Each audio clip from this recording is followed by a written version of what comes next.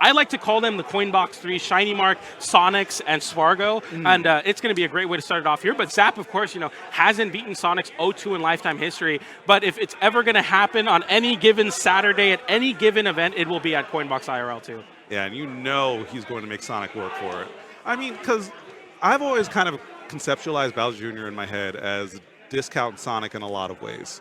But, however, when it comes to just like kill power, I think Bowser Jr. has a slight edge there. Yeah. But like in terms of edge guarding, like if Zap ever gets off stage, I'm expecting Sonic to back air him to oblivion. Oh, absolutely. So you have to kind of play a very grounded game and very like close to the ground, and also just kind of get a lead early and operate within your zone effectively, because we all know the memes. Once Sonic gets a lead, you know the vibes. Yeah. We are familiar with the vibes of the moment.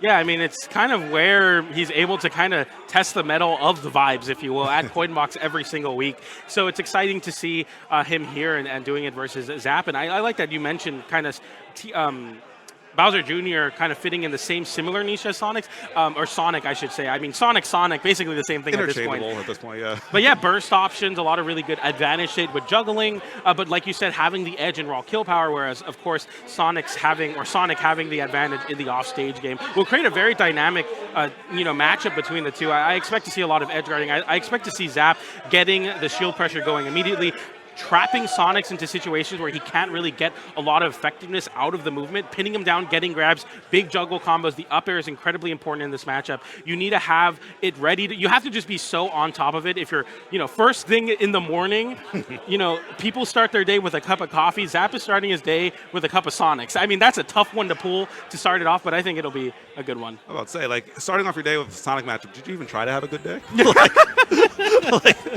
Sheesh, that sounds like nails and chalkboard first thing in the morning. Absolutely. For everyone except weirdos. I'm a weirdo. I always kind of like fighting Sonic, but I came from Brawl, so, I'm used to matches games going 7-8 minutes, Meta Knight planking me on the ledge. It's like, you know what, this feels like home.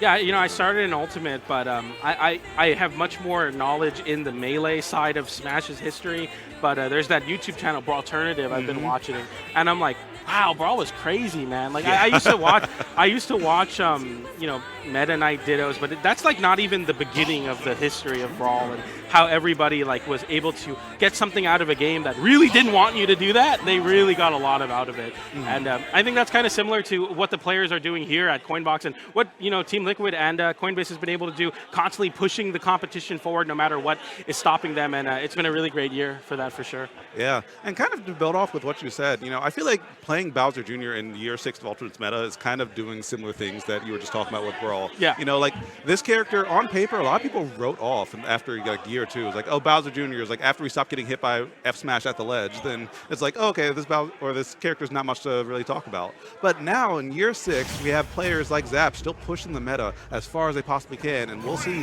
how he can tee off against one of the best players in the world in Sonix in game number 1.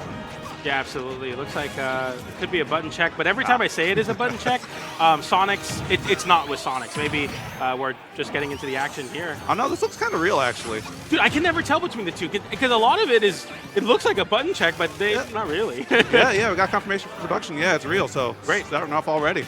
Yeah, and already 61% unanswered damage for Sonix. Nice downer at a disadvantage. Very important that Zap mixes up the high and low recoveries, keep Sonix in check. Sonic, a character that can cover one of the two options really well, but can't really weave between the two if you keep it tricky there, falling out of the dash attack there. Very unfortunate, but nonetheless, Zap fighting back right now. Yeah, and something I have to point out so far is that Zap's reactions have been on point, kind of using the jabs just as a quick check, and then if the first one doesn't hit, then he'll kind of go for a different option and not really commit to anything too big, because Sonix will blow you up for any commitment, but when he commits these back airs, you know what's coming, BJ. So much damage, and speaking of committing the back airs, the first nice back air of the stream, but that was a nice one from Sonix, covering the high recovery there. Zap has to continuously mix up these edge guard options, but as soon as you repeat it, Sonix is very good at dealing with that, but a nair comes in, no stage tech from Sonix. That's a stock stolen for Zap, and we're back to even. Yeah, the first match of the day, that time is a little bit different than offline. You got to wake up real quick. You cannot afford to hit or miss those techs when Zap's edge guarding you like that. Absolutely. He's going to do everything in his power to steal these stocks away from you. Exactly like that. He gets the nair. He gets the aerial side B burnout, and Zap takes a stock, once again stealing a stock from Sonix. He was at like 50. He got naired at 30, I think. Yeah. By the way, I've never seen that before. That's new technology right there. Ridiculous. Yeah, a hell of a commitment, but you know what? When it pays off big. But Sonic's no stranger from, playing from behind, no stranger from making some comebacks happen. People are like, oh yeah, you get a lead on Sonix, you just can run away. No, you can't. He's still Sonic. Yeah. Absolutely, and even a character that has similar strengths will just never be able to match that ability to really slow down the pace of the match. As Sonix now has Zap recovering high, nice cannonball to give him some space, but these back airs continue to be a problem for Zap. Every time Zap is forced to commit to a high recovery, Sonix has surgeon-like precision on these back airs, finds an opportunity to close out those stocks. All right, but now he's just kind of getting chained off stage a little bit. Nice up air there. Ooh, big juggle state. Gets the up air through the platform, misses the up air. Zap with a reversal, goes for the uppie in the back air. Only cheese from Zap so far. He's trying to get these stocks early. Forward tilt not connecting, and they're still scrapping at center stage. Yeah, only cheese, but you know what? Sonic's looking a little bit lactose intolerant. Doesn't want to take any of this, and getting a big opportunity here. Another offstage situation. You highlighted that before, PJ. When Sonics get you off stage, it's pretty bad. Absolutely. Homing attack finds its connection there. Another high recovery. Doesn't get punished. The Nair gives him some space, and now some shield pressure from Zap. Goes for the up B, trying to catch Sonix holding shield. Maybe a shield poke, but Sonix is all too ready for that. The up air crosses through, but still continuing with that forward air, continuing the pressure is Sonix. Zap barely able to make it back with a Nair there, though. All right, but now you're getting close to kill percent, 84%, and Bowser Jr. is a rage monster. You can't afford to take any of those aerials or a smash attack. I doubt Sonic will get hit by a smash attack, but this will be close. Just barely not. 154% nice DI from Zap to hold on to this stock. Side B there. Does an empty land there. I really like that. He's been swinging a lot at a disadvantage. And speaking of which, the Nair finds his connection. Forward smash at the ledge of threat here. Jab or the tech reaction with the up smash finds the KO there. 154% of rage on Zap. And the first honest stock, but even then, can you really call it that honest? 86% that found a KO. Listen, he's a kid. Kids aren't honest. We all know that, right? Bowser Jr. Do you think Bowser Jr. has a license? Nope. We're already breaking several laws just on the character select screen, so we don't have to be honest anymore. Absolutely. Yeah. Honesty implies an honest game, all right? This is not an honest game. Yeah. 2024 Ultimate. I mean, we saw the stage check off stage. I mean, a classic blunder from Sonix.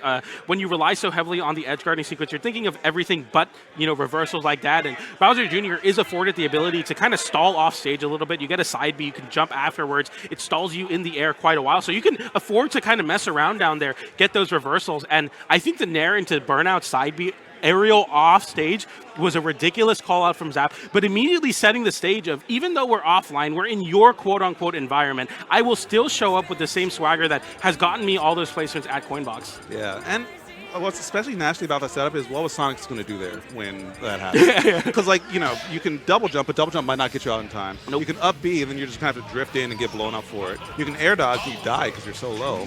It's like, what option did Sonic really have outside of, neutral air dodge and a prayer?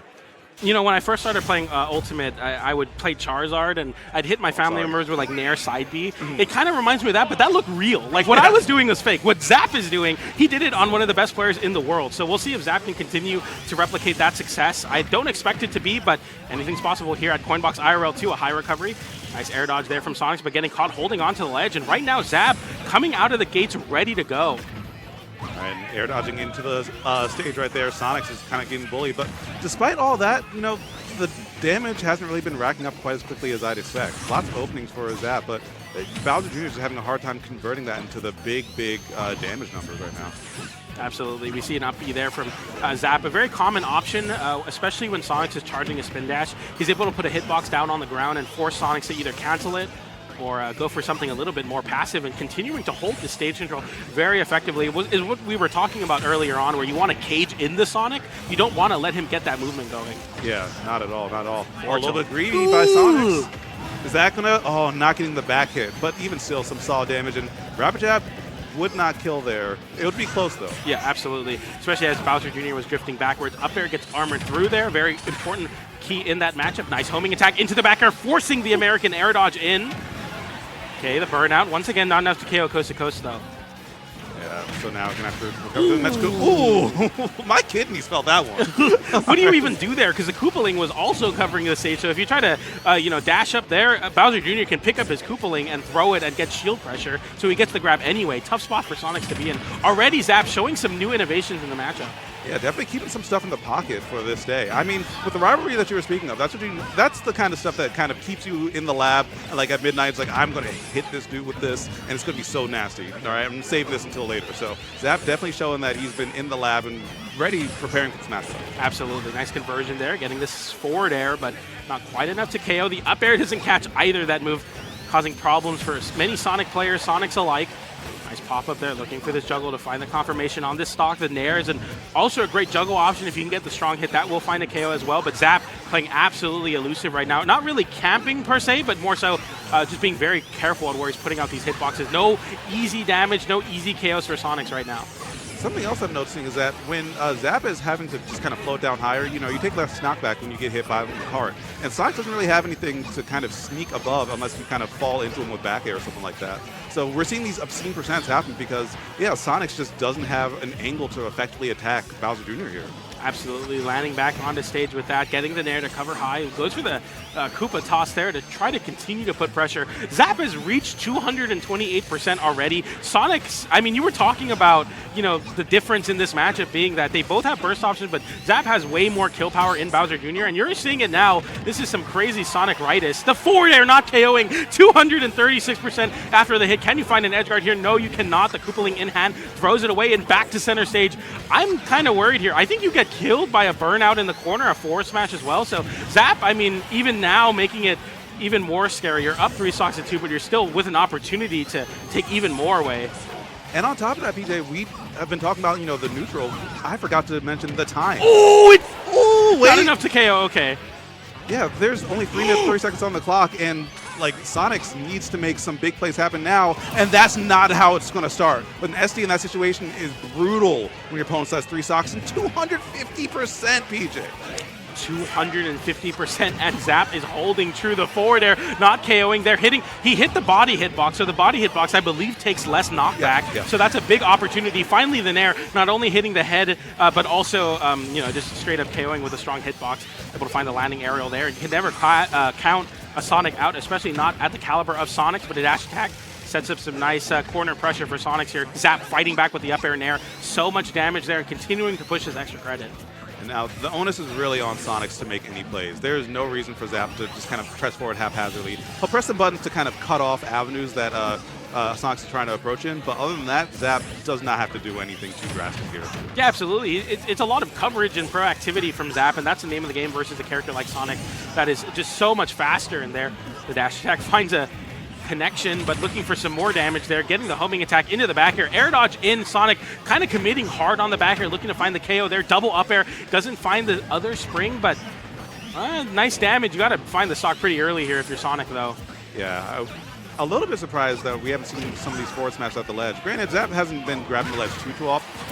I manifested it. I'm so sorry. It wasn't at the ledge, but still, center stage. I was like, Sonic actually does need a forward smash here to get some kills to start to bring himself back into it. And there we go. There's the start of something fresh, PJ. 60% off rip. Yeah, that's 3 up airs and a back air. So much damage and continuing the pressure. And now Sonix, for the first time in this game, bringing back the percentage forward smash. Doesn't connect, but still some big pressure from Sonix, able to reversal Zap, trying to take back center stage. Nice forward air reversal, immediate tech into uppy, though. This time Sonix will not be called out. Back air. Looking for this high edge guard, can't find it there. Gets the back air though. Zap, no double jump right now. Has to go for the uppy late. Gets hit with the uppy, no tech on the stage. Another uppy sends farther out. And a homing attack to close out the game from down 2 stocks to 3. And Zap was at 250%, and Sonix was still able to claw his way back. A big shift in the momentum for this set. Sonix just moves different, okay? Yep. Where other Sonics would crumble, Sonix steps up to the plate. And on top of that, with the homing attack as well, I've seen him SD with that homing attack a couple times. The fact that he still commits to that and goes for it and gets the kill, knowing the option is the right one, even when it doesn't work out, that's the mark of a seasoned competitor, right? Through and through. Absolutely, and it was such a contextually smart edge guard option there because he kept sending Zap off stage, and Zap was getting punished so heavily. His double jump got called out, so he was like, okay, I know he eventually has to tech high. I'm going to force him off stage, and once he starts recovering high, that's when I charge the homing attack. He charged it in a way where Zap, out of the mech, could not do a reversal because you only have the forward air and the back air at that point. It was just too high up. It went downwards at an angle, and after the air dodge was expended, there was just nothing you could do. Very, very smart and crafty great play from Sonix. If I'm Zap, I'm a little worried about that interaction. Yeah. Not only did you get all of your lead taken away by one combo, which is what to be expected, but the edgeguard sequence was so strong and called you out so hard, you need to start making changes now. Absolutely, absolutely. And on top of that, too, like you said, with a huge lead and on the edge of going up 2-0, now it's 1-1, now it's anyone's game. Like, that's something that you're just going to have to go back to the drawing board and really dig deep, because Sonix, when he makes plays like that, it's a show that he has a solid download. And what that looks like remains to be seen in Game 3. Yeah, absolutely, and we'll be moving forward here into game number 3 with a 1-1 scoreline. If I'm being honest with you, I thought that this was going to go pretty Sonix favored, like a 3-0 in Sonix, and I feel like you can't really blame me for that. I think a lot of players thinking that as well. I don't know if we have predictions in the chat, but I'm sure the predictions also would have led in that favor. But if it didn't, yeah. Oh yeah, absolutely. I know people are fiending for the predictions in the HBox chat, but nonetheless, I mean, Zap putting on a great show in the matchup. We saw game 1 a lot of tricks, but Sonix bringing it back to the old school, and it worked out in a big way in the last game. Yeah, and we got the same opening that we saw the last 2 games. Zap with a pretty early lead. But as we've learned, it's not about how you start, it's how you finish. Yep. Double up air, back air, some damage to equalize. Already Sonix on a mission to continue to push this ledge pressure, and right now it's really, really tough for Zap. We see there the late air, a smart mix-up to cover Zap, who doesn't hit a button and tries to drift back into the stage, but a forward air comes out from Zap, flips the situation, now has Sonix in a terrible offstage situation, but a little bit too much of an overcommitment with that up air now puts Sonix in a great position to edge guard, but he went for the rising nair, and you gasp, I gasp, everyone gasped in the venue. Gets the back air there with the unmech'd Bowser Jr. Oh, but the coverage from Sonix! How do you pick up a fumble like that and convert it all the way to a stock, okay? As soon as that air dodge came out from Zap, Sonix cooked it. Amazing stuff, not letting anything go to waste right there. I mean, it's just the big difference between the two punish. Zap a lot more proactive and is able to get true confirmed. Sonic very reactive, covering the options really, really well and getting so much damage for it. You have to be worried about that, but if Zap can keep up the damage and keep up the early KOs, you can definitely keep up pace with Sonix, but right now, it's hard to catch this Sonic. Gets the back air there and now continues to edge guard and ledge trap this Bowser Jr. to death. The up air gets armored through and Zap with a moment of respite in the center stage, but it's not long versus Sonix. Yeah, I mean, any rest is going to be well needed because you're at 152%. And yep, the back air was starting to come out more and more consistently. Sonic's kind of learning the lesson, saying, okay, I need to commit a little bit early on in the neutral to get these openings for the kill, because if I play the slow, kind of composed game all the time, Zap actually starts to run away with it a bit.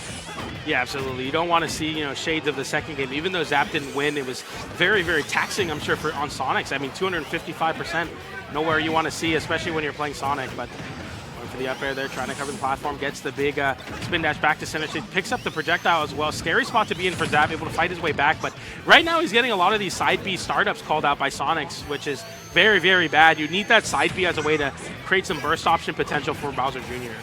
Yeah, you really do. Unless you have that kind of landing zone right there, there's just no space for it. SDI, nice. Yeah, good awareness by Sonix. SDI out, and also recognizing that he was high, so he can air dodge away, and there was no real recourse there. But this won't be quite enough, but still some very good damage. And giving some time to set the stage for that up smash, Zap bringing it to a last stop. It was really smart. Zap kind of dashed up to his Koopa, so I think Sonix thought he was going to pick it up, which gives him a little bit of time to go above him and try to cross him up, but instead Zap feinting and just immediately going for the up smash, covering the high recovery once again. Name of the game for both players, cover the high recoveries at all costs. Don't let your opponent get back to stage for free, and Sonix will continue to not do it. Gets the homing attack on the high recovery, a backer on the high recovery, Zap forced to go low, and Sonix now continuing this ledge pressure. All right, but that reversal nair from Zap. But that was actually a really good punish, recognizing that the LB has a lot of end lag, so Sonic's going to hang out there. And I think if that was tilt stick, that might have been F smash. If he got the F smash on the mistech initially, it could have maybe came close to it, honestly. And ooh, that conversion into the nair will find the KO, and Sonix finally taking a game in much more demanding fashion. That seemed like a more Sonix favored game for sure, but Zap's still putting on a show. Like you were saying, maybe if that was a forward smash, how different that tech chase could have been. Yeah, but it still shows that Sonic has Zap has what it takes to bring this to a last stock, and now you just got to close. I mean, like you just said, the forward smash could have killed, and Sonic was at 60% at the end. That's extremely doable for Bowser Jr. So although 2-1, you still have a lot of ways to bring it back, and you're not out of it by any stretch of the imagination. And plus, both these players, Coinbox veterans, and on top of that, no stranger to Coinbox top 8 or top 3s even. So they're not going to just kind of roll over and just like, be sad about it. They will actually fight back. Yeah, and that's something that, to touch up on Coinbox, like, it's the ultimate endurance test in Smash Ultimate. You're just sitting at home, you're playing on Wi-Fi, and it's like just so many sets back to back. Sometimes they get upset early, and you have to make a really deep losers run, so. And Ultimate's online, too. Oh, yeah, it's like, no matter what you got going on, like, it's not it's definitely a tough spot to be in. So, these two players, no stranger to the pressure and the big stage here at Coinbox, and not at Coinbox IRL either. But I believe this is Zap's first Coinbox IRL. I know Sonix was here last year, but I think Zap was here last year as well. I don't remember, completely honest. That was a haze of a tournament for me, but. Well, it's 2024 is a long year. Oh, yeah. It's been a year, my friend. It has been a very long year. I'm surprised it's almost ending, honestly. Yeah, thank goodness. Let me out. Speaking of let me out, Zap almost got knocked out off the top right there. It's still liable to happen. And the up airs continue to eat the disadvantage state alive. I mean, what do you do here as Zap? 150%. Why did we go to a triplat? I know you're a ladder character, but versus Sonic, I don't know. Yeah, it just kind of gives an extra avenue for him to just kind of run away and run, like, it makes it harder for you to land as well.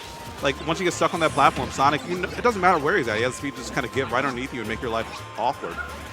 No, exactly, and you're seeing this now where, Sonix has definitely been using and really abusing the fact that the triplats give him the ability to do a burst option, cross through Zap, and then land on a platform and be completely safe, honestly. Bowser Jr. just doesn't have an effective RAR back air that's fast enough to punish the end lag. Yeah. Yeah. That's the name of the game right here. It's kind of being effectively punished or the end lag. And yeah, like you said, Zap is just not fast enough to kind of punish the space that Sonic's picking up for these, more laggy aerials. But when you're more proactive and create your own openings, Zap is making some money happen right now because now they're both at kill percent. Yeah, absolutely. Gets the big side B there and continues to juggle and up air, and they are both very high percentages here. But, once again, the raw kill power of Bowser Jr. will definitely shine through in situations like this. A jab, a forward throw, a forward smash, a raw back air maybe will find the KO, and TM7 Zap once again having a lead. It's been a minute in the set since he's had a stock lead versus Sonix, but some nice little tricky play there, keeping the Koopa on hand. But Sonix, a little shade of what Zap has been doing, reversaling the low edge guard attempt with a back air of his own. This is something that Sonix does best than anyone in the world, kind of recognizing the desperation of other players and capitalizing on that to kind of create these really awful situations for them mentally. Like, Sonix knew that Zap was going to be down there because he knew that Zap really wanted a kill, really wanted a big play. So kind of having that happen shows that Zap can't really just fire on all pistons constantly. You got to be extra careful, and that's what caused people to trip over Sonic's game plan, TJ. Absolutely. Gets an air there and continues to fight back out of the corner. I mean, you really have to fight for every inch versus a character like Sonic and a player like Sonix, where he's just so able to cover so much of the stage. You're seeing Zap just constantly throwing out hitboxes, and Twitter would be like, well, he's fighting Casper, but like versus Sonix, he has Casper on his side. Like, he's wherever he wants to be at any moment. He can easily swap between positions, so it's looking tough for Zap to really find some control. But when he does get hits, it's a lot of damage comparatively to what Sonix is able to put on. With the exception of like big 0 to 70%, it's a lot more 1-2s for Sonic. But right now, the 1-2s can lead to so much more if you can continue this edge guard. High recovery there. Double jump gets expended right there, and a juggle. Goes for the nair on the landing Bowser Jr., but the top platform gives him a little bit of reprieve. Oh, wait. That's tricky, and he might have maybe? saved him? Nah. Nah. Sonix does not miss those. All right. Maybe it was on purpose, just to give you hope. Oh. But Zap has a bit of hope right now with that back air landing flush. That's a double back air, or that's two stocks, two back airs, and a homing attack. Offstage realizes the Koopa, a little bit of a custom combo there with the back air, charges up into the homing attack, air dodge in. Sonic's going deep off stage. He tried to feint another panic option out of Zap, but Zap doesn't have any more to give him. Just forcing a very, very deep Sonix, but still, nonetheless, you're fighting back. Nice burnout there for some nice damage.